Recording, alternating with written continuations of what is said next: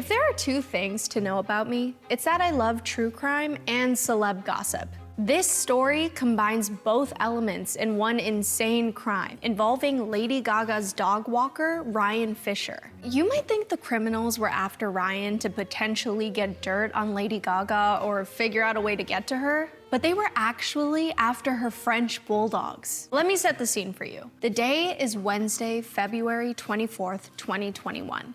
The location is West Hollywood, California. It's about 9:30 at night, and Ryan is taking Gaga's 3 French bulldogs, Miss Asia, Koji, and Gustave, out for their nightly walk. As he's walking down Sunset Boulevard, a car is slowly following him. Suddenly, the car speeds up and slams on the brakes in the middle of the street right in front of Ryan. 2 dudes jump out of the car and start shouting, "Give it up!" They were actually talking about the dogs. The bad guys try to grab the dogs' leashes, but Ryan isn't giving up so easily. And do you blame him? His whole job is to protect and care for these dogs. Ryan grabs his champagne bottle and starts whacking the dudes. Meanwhile, one of the dogs, Miss Asia, manages to escape. She runs into the bushes and Ryan is gesturing at her to stay back. These 2 guys are ruthless, and they just keep beating Ryan.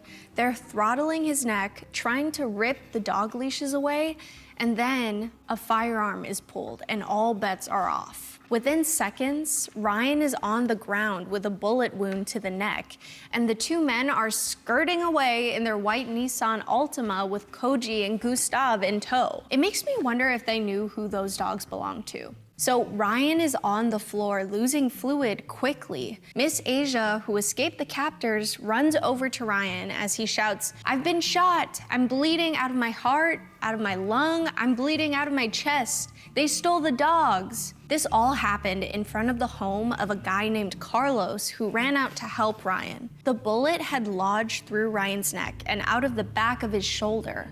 Along the way, it pierced one of his lungs. He also had broken ribs and was all sliced up on his arms and legs from the scuffle. So we're dealing with serious injuries here. Carlos was trying to keep Ryan conscious until the medics arrived, telling him that he'd be okay, that he needed to keep breathing and keep his eyes open. It didn't take long for the cops to arrive, and when they did, Ryan was still alive, but barely. And at that moment, he didn't know if he would survive, but he wanted to make sure the dogs could be rescued, like a true hero. So he ended up saying the dogs belonged to Lady Gaga, which definitely lit a fire under everyone's. Ryan had actually gone back and forth on saying who the dogs belonged to, but the reason he decided to name drop Gaga was that he knew it would be the easiest way to spread the word and potentially lead to their rescue. But at the same time, you know how ruthless the tabloids are, so there was a possibility this could go wrong. Anyway, Ryan said the dogs were Lady Gaga's, and the news spread like wildfire. Ryan was rushed to the hospital in an ambulance. During the ride, medics were putting in chest tubes, trying to stop the blood flow, and doing everything they could to keep him alive. Ryan later recalled looking over at the machines monitoring his vitals and saw how low his blood pressure had dropped. He could tell by the medics' faces that his situation was dire, but he still managed to make jokes on the ride. Once the ambulance got to the hospital, he was brought to an operating room and it was straight to surgery. There were almost 10 people working on Ryan, trying to save his life. Doctors were able to remove the top third of his lung and a chunk from the bottom of it too. The procedures saved his life. But there was a long road to recovery ahead in all aspects. Once Lady Gaga found out about the incident, I'm sure she was absolutely shocked and devastated. But it also took everyone a second to piece everything together because she and her team were in Italy. Ryan's assistant, Alicia, she had recently seen him but had no idea what had happened. Once Lady Gaga's team asked her to confirm if what they just heard was true, Alicia tried to get down to the bottom of it all. She went over to Ryan's apartment, empty.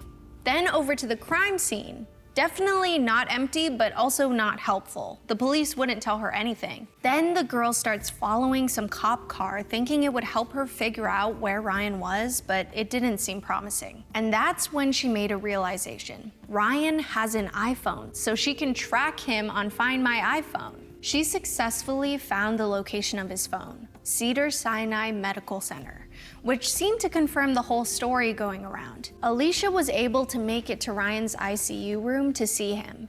He was conscious, but on a ventilator, so he couldn't speak or anything. But even still, he wrote a message to Alicia on a piece of paper.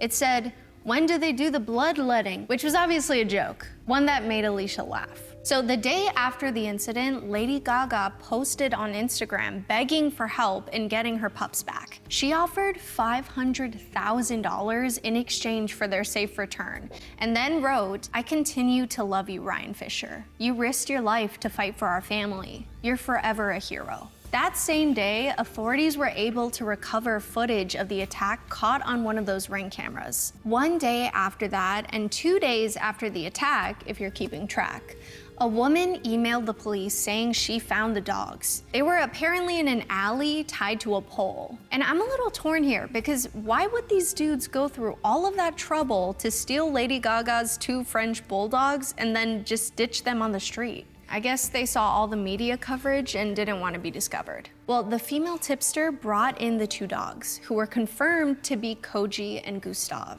The police thanked her for her help and concluded she wasn't involved in the crime, so they let her go. But even though Gaga's fur babies were returned, poor Ryan was still in the hospital recovering from his injuries and dealing with serious PTSD. He was tired of everyone asking about the incident, making him relive it over and over again. He would also get extremely triggered by sights and sounds that reminded him of the attack. Anything along the lines of popping noises and dog barks were key triggers.